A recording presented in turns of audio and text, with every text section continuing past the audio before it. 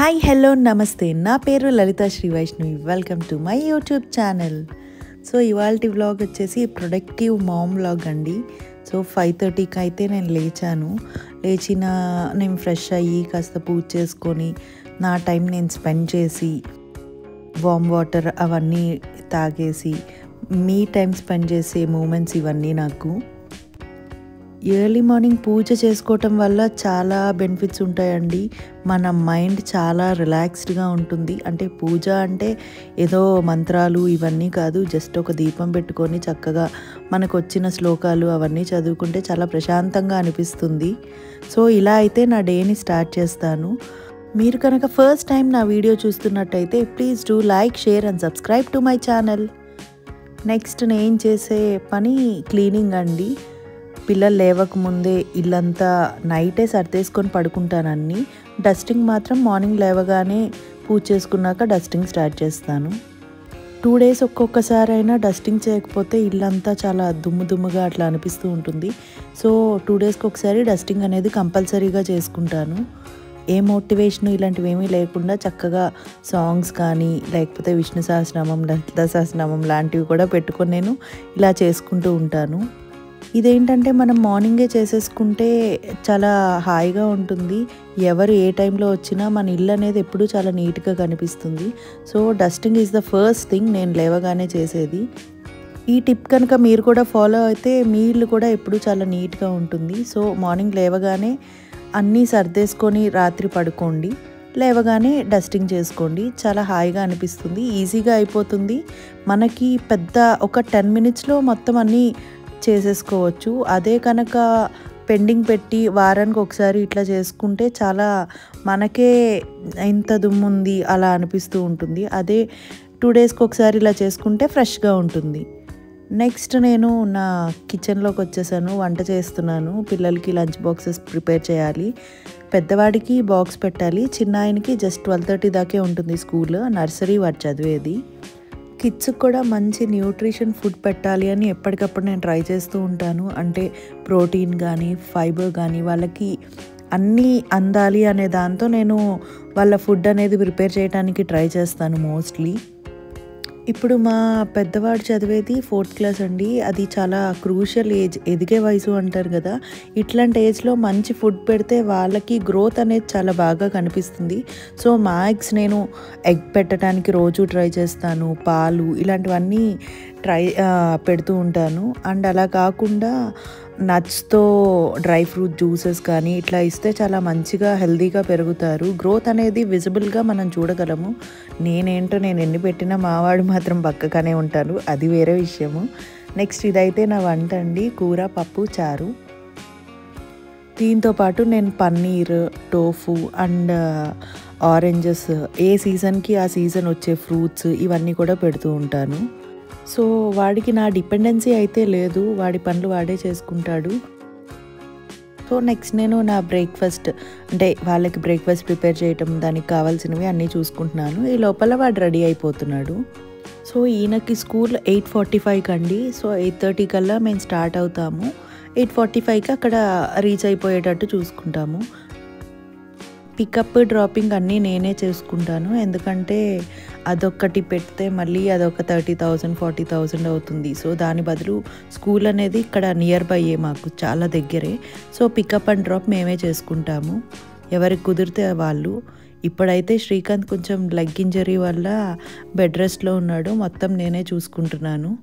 So ఈలోపు మా maid వచ్చి అన్నీ క్లీన్ చేసుకుంటూ ఉంది, నా పనులు నేను చేసుకుంటున్నాను. మార్నింగే నేను దేవుడి మందిరము, ముగ్గేసుకోవటము ఇట్లాంటివి చేసేసుకుంటాను.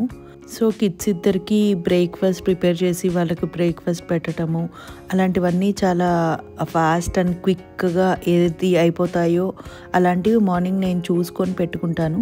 అండ్ ఇంకొక ప్రో టిప్ ఏంటంటే, మనం ఏం చేస్తున్నాము అనేది ముందు రోజే మనం మైండ్లో ఫిక్స్ అయ్యి ఆర్ఎల్స్ బోర్డ్ మీద నోట్ చేసుకొని పెట్టుకుంటే మనం లేవంగానే మనకి చాలా ఈజీగా ఉంటుంది, రేపు ఇది బ్రేక్ఫాస్ట్. సో ఏమీ టెన్షన్ ఏం లేకుండా ఫాస్ట్గా చేసేయటానికి ఉంటుంది.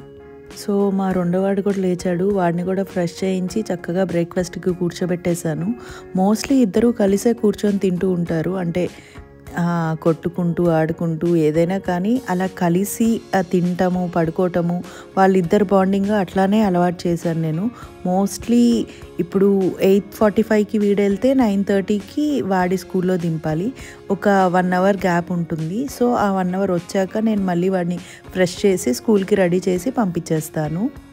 అంటే చిన్న ఆయనకి లంచ్ బాక్స్ లేదు, 12:30 కల్లా వచ్చేస్తాడు. సో నెక్స్ట్ నేను మా పెద్దవాడికి లంచ్ బాక్స్ ప్రిపేర్ చేస్తున్నాను. ఆల్రెడీ వంట అయిపోయింది కాబట్టి ఆ బాక్స్ పెడుతున్నాను. పప్పు కూర అలా ఒక ఫ్రూట్ వెళ్ళేటట్టు చూసుకుంటాను. మోస్ట్లీ ఎగ్ పొద్దున్నే తినేస్తాడు. ఎగ్ నాట్ అలౌడ్ స్కూల్స్లో. సో ఎగ్ నేను ఇంట్లోనే పెట్టి పంపిస్తాను. వీళ్ళైతే మోస్ట్లీ అన్ని వెజిటేబుల్స్ ఫ్రూట్స్ అన్నీ తింటారు. సో నాకు అలాంటి ఇష్యూస్ ఏమీ లేదు, ఇది తినరు అది తినరు అని చెప్పి. బీరకాయ, సొరకాయ, అరటికాయ అన్నీ. ఇదైతే బీరకాయ పప్పు టమాటా పెసరపప్పుతో చేశాను పప్పు. చాలా కమ్మగా ఉంటుంది, ట్రై చేయండి బీరకాయ పప్పు. అండ్ అరటికాయ ముద్దకూర అంటారు కదా, అట్లా చేశాను. సో ఆయిల్ తక్కువ యూజ్ చేసేటట్టు చూసుకోండి. కిడ్స్కి కూడా అంత ఆయిలీ ఫుడ్ మంచిది కాదు. సో వాడి వాటర్ బాటిల్ వాడు పట్టుకోవటం, బుక్స్ సర్దుకోవటం అన్నీ ఇంకా రెడీ అయిపోయాడు వాడి స్కూల్కి. నేను ఇంకా డ్రాప్ చేయటమే లేట్ అనమాట మా వాడి స్కూల్కి రెడీ. సో నేనైతే వెళ్ళి డ్రాప్ చేసి వస్తాను. 8:30 అంటే 8:30కి ఎగ్జాక్ట్గా బయలుదేరిపోతాము. అండ్ ఇద్దరిని కూడా నేను టైమింగ్స్ చాలా స్ట్రిక్ట్గా ఫాలో అవుతాను. స్కూల్కి కరెక్ట్ టైంకి వెళ్ళాలి అనేటట్టు చూసుకుంటాను. సో అది మనం ఫస్ట్ నుంచి వాళ్ళకి అలవాటు చేస్తే వాళ్ళు కూడా టైం సెన్స్ అనేది వాళ్ళకి బాగా తెలుస్తుంది. ఆ time value and time importance. కిడ్స్కి ఏదైనా మనం నేర్పించుకొని అలవాటు చేసుకునే దాన్ని బట్టే మన కిడ్స్ బిహేవియర్ కానీ ఫ్యూచర్ కానీ ఉంటుంది అని చెప్పి నేను నమ్ముతాను. సో నెక్స్ట్ ఇంటికి రాగానే చిన్నవాడికి స్నానం చేయించి ఫ్రెష్ చేసి వాడిని రెడీ చేసి వాడిని స్కూల్కి పంపించేస్తాను. వాడికి స్నాక్స్ ఒక్కటి పెడితే చాలండి. వింటర్స్ కాబట్టి మాయిశ్చరైజర్ కంపల్సరీగా థిక్గా ఉండేది కిడ్స్కి రాయడానికి ట్రై చేయండి. చాలా డ్రై అయిపోతుంది స్కిన్ అయితే. సో మాయిశ్చరైజర్ కంపల్సరీగా యూజ్ చేయండి కిడ్స్కి. నేనైతే రోజు యూజ్ చేస్తున్నాను, అంటే రెగ్యులర్ బేసిస్ మీద నేను రోజు యూజ్ చేస్తాను. వింటర్లో కొంచెం మారుస్తాను మాయిశ్చరైజర్. థిక్గా ఉండే కన్సిస్టెన్సీ చూసి తీసుకోండి వింటర్స్లో అయితే మాయిశ్చరైజర్స్. సో ఫైనల్లీ వీడిని కూడా స్కూల్లో దింపడానికి రెడీ అయిపోయాను నేనైతే. ఇప్పుడు నేను డ్రైవ్ చేసుకుంటూ వెళ్ళేటప్పుడు స్టోరీస్ చెప్తాను, క్వశ్చన్స్ అడుగుతూ ఉంటాడు, వాటికి నేను ఆన్సర్స్ ఇస్తూ ఉంటాను. So this is usually a conversational ride అనమాట. అలా చక్కగా క్యూట్గా క్వశ్చన్స్ అడుగుతూ ఉంటాడు. దానికి నేను ఎలాంటి సమాధానాలు చెప్పాలి అని ఆలోచించుకుంటూ ఉంటాను. అంటే వాడు ఈ ఏజ్లో అడిగే క్వశ్చన్స్ కూడా చాలా వింతగా ఉంటాయి అన్నమాట. ఏం చెప్పాలి, ఏం చెప్తే ఎలా రియాక్ట్ అవుతాడు అని చెప్పి నేను చాలా ఆలోచించి చెప్తూ ఉంటాను. But these are the little tiny moments that will cherish forever కదా. అంటే వీడు చిన్నప్పుడు ఇలా చేసేవాడు, వాడు అలా అనేవాడు అని చెప్పి మనం మాట్లాడుకుంటాం కదా. సో ఫర్ ఎవర్ ఉండిపోతాయి. అండ్ నెక్స్ట్ నేనైతే జిమ్కి వెళ్తున్నాను. జిమ్ అనేది నా లైఫ్ స్టైల్లో మ్యాండేటరీ చేసుకున్నాను. జిమ్ వల్ల ఏదో సన్నగా అయిపోవాలి అని కాదు, ఫిట్గా ఉండాలి అని. ఆ ఎనర్జీ అనేది మనకి రోజంతా ఉంటుంది. జిమ్ అనేది నేను ఎందుకు అంటే 30స్కి వచ్చాక మజిల్ అనేది లాస్ అవుతూ ఉంటుంది. సో మనం మజిల్ని లాస్ అవ్వకుండా బిల్డ్ చేసుకోవాలి అంటే మనకి స్ట్రెంత్ ట్రైనింగ్ చాలా ఇంపార్టెంట్. సో నేను ఆ స్ట్రెంత్ ట్రైనింగ్ కోసం జిమ్కి వెళ్తాం స్టార్ట్ చేశాను.